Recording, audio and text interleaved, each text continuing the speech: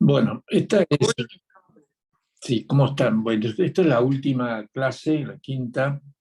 Bueno, realmente lo que hacemos es resolver la parte más compleja y como para un redondeo final de los conceptos, ya más agudo, de más complejidad, pero de nada, que para nada escapa la posibilidad de que cada uno adquiera su conocimiento y la posibilidad de resolver. Y por eso la grabación que estoy haciendo la cantidad de veces que sea necesaria y que ustedes oportunamente hagan las preguntas necesarias también. Pero ese es el objetivo, ¿no? Esta es la parte donde uno adquiría la experiencia a través de todo lo que se resuelve hasta ahora y se ha explicado, uno pueda llegar a entender esto, por eso la mayor explicación que uno pueda dar a través de estas clases. Vamos con este ejercicio 74. Se ha presentado en ejercicios propios de las propuestas que hace la universidad a través del cuadernillo que entrega, ahí estudio, como también en algún examen. De este modelo, lo que yo he experimentado, presentado en examen, han sido generalmente cuestiones un poco más simplificadas. Voy al hecho concreto. Entonces, en este caso, cuerpo escalera que descansa sobre una pared vertical, lo que estamos viendo en el dibujo. Cuando te propones así sin rozamiento, quiere decir que no resbala sobre la pared, como que no tiene rozamiento sobre esa pared. En general se propone de esa manera para hacerlo un poco menos complejo, pero el manejo es igual de lo que vamos a ver en el piso. El piso sí se va a contemplar rozamiento. Forma ese ángulo de 60 grados, la escalera pesa tanto y determina 200 newton. Y hay que determinar la fuerza que ejercen la pared y el suelo. Ubicarse en eso, cuando te especifica la pared y el suelo, significa la pared sobre la escalera y el suelo sobre la escalera. Vos vas a ver que yo dibujo, esquematizo ahí lo que están mirando, en color, en azul. Voy a eso. En azul, las acciones que ejerce la escalera sobre la pared y sobre el piso.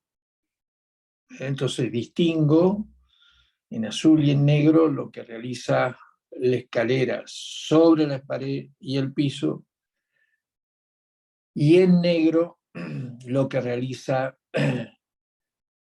el piso y la pared sobre, perdón, lo que realiza la escalera sobre la pared y el piso, bien dije.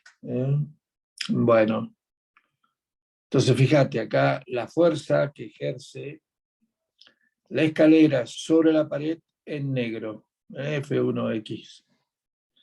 Y la fuerza que realiza la escalera sobre el piso, FY. No está subido en Y ni en X, o sea, en 1, como en este caso, porque es un solo valor. Que solamente F sub I. En negro.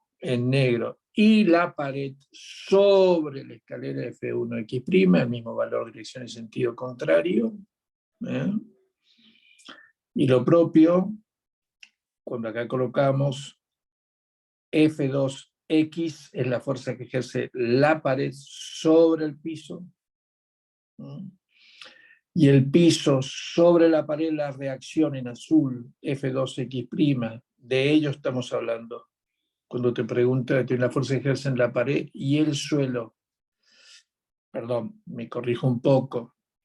El suelo ejerce esta reacción de F2X', que es la reacción al rozamiento, que es la acción, que todavía no te hablo de ello, y la reacción, el piso sobre la escalera, que es esta fuerza vertical, FI'200. ¿Por qué esta discriminación, esta separación? Para que te ubiques. En el caso de la fuerza que realiza la pared sobre la escalera, la pared y el suelo sobre la escalera, acá la pared, como no hay rozamiento, la única fuerza que ejerce la pared sobre la escalera es esto en azul, que es de la misma dirección, sentido contrario, el mismo módulo.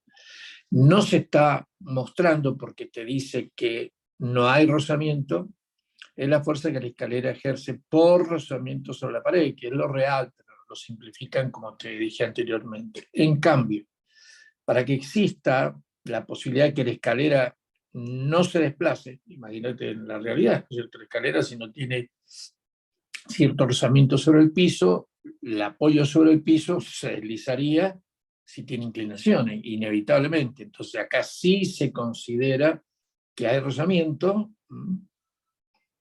Entonces la escalera ejerce esa fuerza sobre el piso, que realmente es una fuerza extra, ya te voy a explicar, en dinámica hay que explicar rozamiento, y el piso reacciona a esa fuerza, que se denomina fuerza de rozamiento, la fuerza sobre la escalera, para que esta no se deslice. Sí, eso es un poco al comienzo, si uno no tiene idea del rozamiento, pero sí que lo analicen en base al concepto de acción y reacción. Acá la acción es la fuerza que ejerce la escalera sobre el piso, que es una fuerza que se genera como reacción, ya como fuerza de rozamiento, perdón, y ya te voy a explicar en su momento cuál es la intimidad, digamos así, de la fuerza de rozamiento.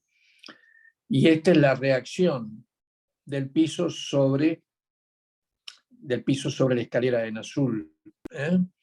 Por eso te pregunta lo que ya repetí varias veces, cuál es la fuerza que realiza la pared y el suelo. Claro, la fuerza que realiza la pared sobre la escalera, una de las preguntas es esa, pero acá es combinado, o combinadas las acciones que ejerce el piso. Uno es a través de la reacción al peso, ¿me entiendes? Y otra es la reacción a esa fuerza extra que se denomina fuerza de rozamiento. Entonces tiene dos componentes: el accionar de la escalera sobre el piso y el piso sobre la escalera, dos componentes de esa acción, que son los componentes de la reacción. Una es una reacción directamente vertical al peso que tiene la escalera y otra es una reacción a la fuerza de rozamiento. Son dos componentes rectangulares que tienen un valor resultante, que es la que vos vas a tener que contestar. Sí, tiene este grado de complejidad, primero entenderlo, por eso trato de desplayarme en esa aclaración, esa explicación, ¿no? Fíjate que yo acá lo pongo, fuerza de rozamiento del piso. Claro, la fuerza de rozamiento del piso como reacción, esta es la reacción a la fuerza que se ejerce, es esa que está ahí. Siempre todos estos ejercicios, acordate que es una combinación entre sumatoria de fuerzas en X y en Y y sumatorias de momento, respecto de los puntos donde uno quiera analizar, obviamente. Vamos a eso. Primero, sumatoria de fuerzas en X. La sumatoria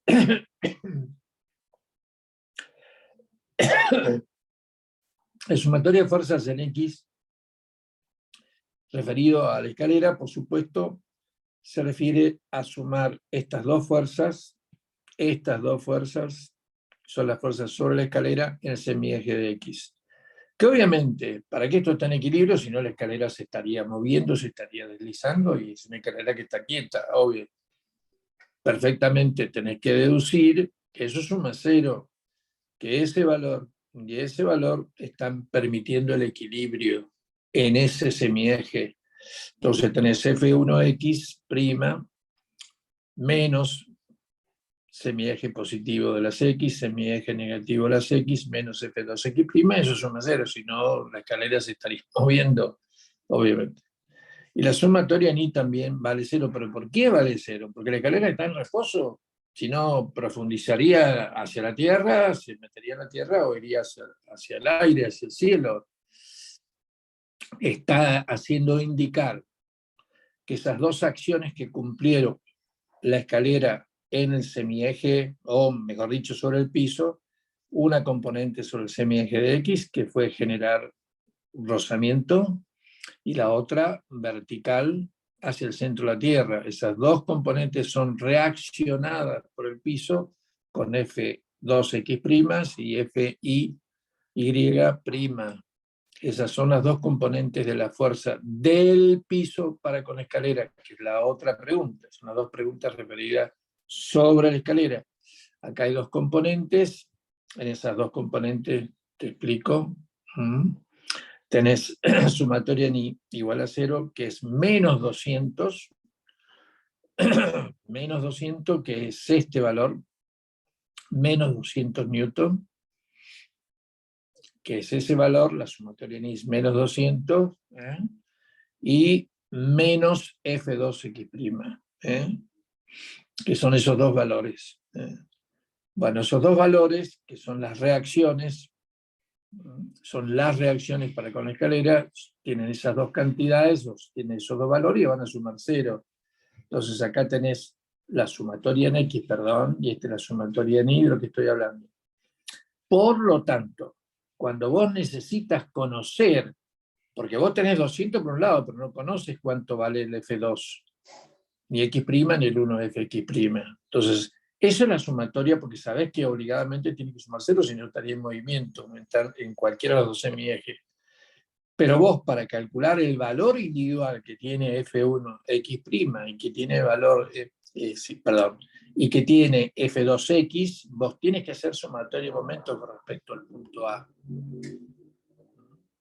Haciendo eso, vos vas a poder explicar que menos, ahora, respecto a ese punto, esta fuerza que genera un movimiento, o tiende a generar un movimiento de giro horario, que significa que tiene signo negativo, va a ejecutar un momento respecto del punto A, sumatoria de momentos, menos F1X', por su brazo. Su brazo es esta cantidad, la menor distancia entre la recta de acción de la fuerza, que es esa fuerza, y el centro de giro. Si vos te prolongas la fuerza en esa en su dirección y buscas esa menor distancia, que es lo que yo te explico, que es el brazo, es esa cantidad, que es directamente L por seno de 60, que está significando esa cantidad, esta cantidad, que está significando esta cantidad, ese brazo. Más ahora tenés que hacer los 200, ese 200, uno es esa fuerza, otra es esta fuerza. Son las dos fuerzas que van a ejecutar momentos sobre ese punto. Ahora esta que va a tener momento positivo, giro antihorario, más 200 por su brazo es esta cantidad. Entonces el L ahora es 0,5L, 0,5L, y la cantidad es esta, el brazo es esta, la menor distancia entre la recta de acción de la fuerza, que es multiplicar, es un cateto adyacente. ¿Me sigues? Entonces por eso pones lo que está 0,5L por coseno de 60 para que te dé ese cateto adyacente. Eso suma 0. Entonces cuando vos despejas de ahí, menos F1X' por L, no despejas, perdón, estoy ejecutando la sumatoria, seno de 60, etcétera, más todo este cálculo te va a quedar 50L para simplificar, pero ese cálculo te da 50L, ¿no? Y después despejas F1X', haces el pasaje de término y vas a tener 50L, etcétera. Eso te va a dar 57,73 newtones. Ese F1X', es esa fuerza la que ejerce la pared sobre la escalera, fuerza de la pared. Mientras que la fuerza del piso sobre la escalera en color azul es una resultante entre la componente directamente al peso de la escalera más la componente que genera la fuerza de rozamiento. Esas dos fuerzas entre sí tienen 90 grados. Obviamente ese valor lo conoces, que es 57,73, este valor lo conoces, este valor también lo conoces, que es 200, entre ellos forman 90 grados. Entonces la fuerza del piso, que tiene esas dos componentes para con la escalera, hacia la escalera, que es raíz cuadrada de 200 al cuadrado, 200 al cuadrado más 57,73 al cuadrado. Acordate que ese valor es el mismo que este, que es el que has calculado para calcular, porque son acción y reacción. Entonces te da 208 newton. Bueno, de las opciones, vas a encontrar que es la opción A. La pared ejerce 57,73 newton para con escalera, y el suelo para con escalera, esa resultante que es 208 newton. Sí, lo sé perfectamente, lo conozco. Tenés que escucharlo y razonarlo más de una vez. Es lo más probable. Siempre sabemos que lo más importante es que se distinga, por eso yo pongo colores diferentes. No sé si te diste cuenta que lo que yo dibujo sobre el cuerpo, mira, acá por ejemplo, no me salgo de la idea, pero para que te des cuenta, cuando yo pongo el peso del cuerpo, señalo, en azul es la fuerza que actúa sobre la escalera, es la fuerza que ejerce la Tierra sobre la escalera.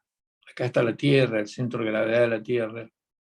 Mientras que la escalera ejerce sobre la Tierra la misma fuerza, la misma dirección y sentido contrario. Esto se llama P y esto se llama P', pero en color azul lo que actuaba sobre la escalera. Y la escalera sobre quien actuaba, que es por un lado en el extremo A vertical y en el extremo B perpendicular a la pared, ese valor. Y lógicamente sin tener contacto, cuál es una fuerza de campo, no necesita contacto, es la fuerza que la escalera ejerce sobre la Tierra, que es eso que tienes ahí en negro, ¿no? Acción y reacción. Bueno, eso sé que son cuestiones que uno tiene que volver a pensar, si no, nunca hablo de acción y reacción, siempre pasa esas cosas, y más cuando la acción y reacción se ejercen a distancia, que son las fuerzas de campo. Va a ocurrir lo mismo en el campo magnético, además del campo gravitacional, y lo mismo en el campo eléctrico, no necesita contacto. Son fuerzas de acción a distancia, a diferencia de todas las demás que necesitan el contacto. Esto necesitó, esa fuerza necesitó contacto. Esta fuerza necesitó contacto, obviamente. Pero el peso del cuerpo es una fuerza de acción a distancia, ¿no es cierto? Fuerza de campo, en este caso el campo gravitacional. Bueno, vamos a pasar a otro ejercicio. Mejor dicho, perdón, voy a explicar porque así estaba preparado para ir fraccionando las explicaciones. Algún curso recibió, porque yo no estuve presente en ese momento, las primeras explicaciones de máquinas simples. A eso me voy a referir. Voy a parar un segundo y ya continuamos. Bueno, están intercalados la secuencia que ya vamos a ver después de los problemas finales, con esa complejidad creciente, y como necesitamos que ustedes ya conozcan la parte de máquina simple, por eso están intercalados. Lo mismo van a ver en la ejercitación del folleto, que tiene esa secuencia que no es sin continuidad, sino poder adaptarlo a la necesidad que vamos teniendo para resolver el ejercicio. Acá las máquinas simples son aquellas máquinas que no requieren una composición, una estructura particularmente compleja, ni de articulación de piezas individuales, sino que son máquinas que se organizan en base a elementos simples, por eso tiene esa denominación. Y los casos más típicos, que son los que tenemos que resolver nosotros, plano inclinado, palancas, poleas, están otras máquinas simples, los engranajes, los aparejos, la misma prensa hidráulica que vemos en hidrostática, son otras máquinas, y no termina allí, es bastante más largo, pero son máquinas que, además de la simplicidad tienen dos particularidades: que nunca economizan trabajo, y sí pueden, no siempre lo hacen, economizar fuerza. Ese es el criterio general, el concepto muy, muy simplificado. Vamos a empezar con uno que más vamos a usar, que es el plano inclinado. Bueno, el más importante de todos, comentaba, por el uso que te da la ejercitación que tenemos que resolver, es el plano inclinado. Te darás cuenta de lo sencillo que significa desde el punto de vista de estructura: plano que se eleva sobre la horizontal con un ángulo determinado. Y por eso la inclinación, obviamente, en vez de ser la horizontal, esto se va elevando con distintos grados de inclinación. Acuérdense que mucho de lo que tienen que ver con las inclinaciones, no, prácticamente todo, tiene una relación entre cateto opuesto y cateto adyacente, lo que estoy mostrando respecto al ángulo de inclinación, y eso es tangente. La tangente nos va a manejar permanentemente, la tangente es pendiente. Cateto opuesto sobre cateto adyacente son sinónimos, pendiente y tangente. Eso da el grado de inclinación, lo vamos a usar. Pero lo más importante es que cuando se coloca un cuerpo en el plano inclinado, que tiene determinado peso, genera dos acciones, obviamente dos reacciones, por supuesto, que son las más importantes desde el punto de vista de lo que nosotros tenemos que resolver. ¿Cuáles son esas dos acciones? El peso del cuerpo, insisto, colocado en el plano inclinado, ejerce una de sus componentes, que es una acción perpendicular sobre el plano, cómo el peso ejerce su fuerza por tener esa posición inclinada, ¿no?, que se denomina perpendicular a un normal. Normal es sinónimo de perpendicular, que lógicamente acción, la reacción del plano sobre el cuerpo, N'. Y a su vez se genera una descomposición del peso, además de la normal, que es esta fuerza paralela al plano, que es la que tiende a hacerlo descender, que se llama F sub m o fuerza motriz. Simplificando o sintetizando, el peso del cuerpo se manifiesta en un plano inclinado por dos acciones. Una, ejercer una determinada fuerza sobre el plano, la normal, y otra que tiende a hacerlo deslizar, que se llama fuerza motriz Fm. Y la reacción a la normal es esa N', y esta otra corresponde al accionar de la Tierra, lo que le queda a la Tierra ejerciendo para hacerla movilizar. La gravedad se ejerce en los dos sentidos, por supuesto, directamente hacia el centro de la Tierra, pero tiene esta manifestación que es la que va a generar movilidad. La otra está compensada. Y de la FM, ¿qué hacemos? ¿Qué decimos? Y se va a ejecutar, no tiene quien la oponga, salvo que uno ejecute es profeso, alguna fuerza de la misma dirección y sentido contrario. Lo vamos a ver en el desarrollo del cálculo. Pero en particular, lo más importante es que entiendas que ese peso, colocado en el plano inclinado, tiene estas dos acciones que generan una reacción, y la otra reacción no es que no exista, se ejerce esa acción sobre el piso y hay una reacción del piso para con eso.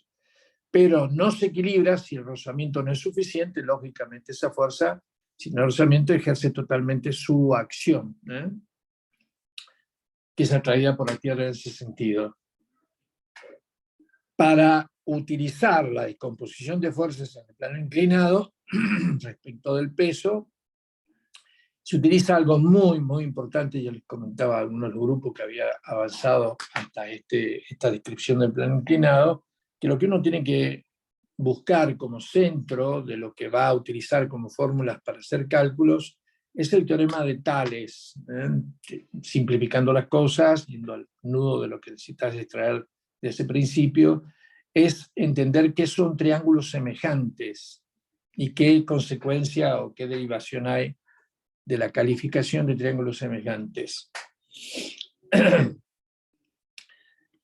La definición de triángulos semejantes se puede hacer de distintas maneras, tiene mucho que ver con lo gráfico. En este caso en particular, la descomposición de la fuerza peso en dos componentes, como ya las mencionaba, y trazando el paralelogramo del accionar de la fuerza y sus componentes que ya mencioné recién, da lugar a que vos relaciones dos triángulos, el triángulo del plano inclinado y el triángulo de la descomposición. Son dos iguales, tomás uno de ellos, tomás el de la izquierda, porque como yo lo he titulado, porque son dos triángulos iguales porque es un paralelogramo. Entonces, en esa relación del triángulo sobre el cual se ejerce una acción y el triángulo de la descomposición descomposición del peso, uno de los dos, insisto con eso, determina una relación donde se encuentran dos lados tanto del triángulo menor como del triángulo mayor que son perpendiculares entre sí. Fíjate, si tomas el triángulo menor, que es el triángulo de descomposición, el peso, la fuerza peso es perpendicular, que es una hipotenusa de ese triángulo menor, es perpendicular al cateto adyacente del triángulo mayor, que es el triángulo del plano inclinado. Mientras que la otra fuerza, que es esta, que es la normal, acordate que son paralelas entre sí, que la normal es perpendicular, que es un cateto adyacente del triángulo menor, es perpendicular a la hipotenusa, respecto al ángulo alfa, del triángulo mayor, que es el plano inclinado. Entonces, son dos triángulos que tienen entre sí dos perpendiculares entre dos de sus lados. Cuando uno determina esa perpendicularidad, esa relación, el ángulo que delimitan esos dos lados, fíjate en el triángulo menor, la hipotenusa y el cateto adyacente respecto de alfa, ¿me sigues?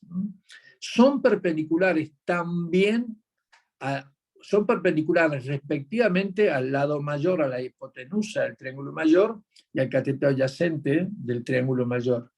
Acá la hipotenusa del triángulo menor es perpendicular al cateto adyacente y el triángulo mayor, y el cateto adyacente del triángulo menor es perpendicular a la hipotenusa del triángulo mayor.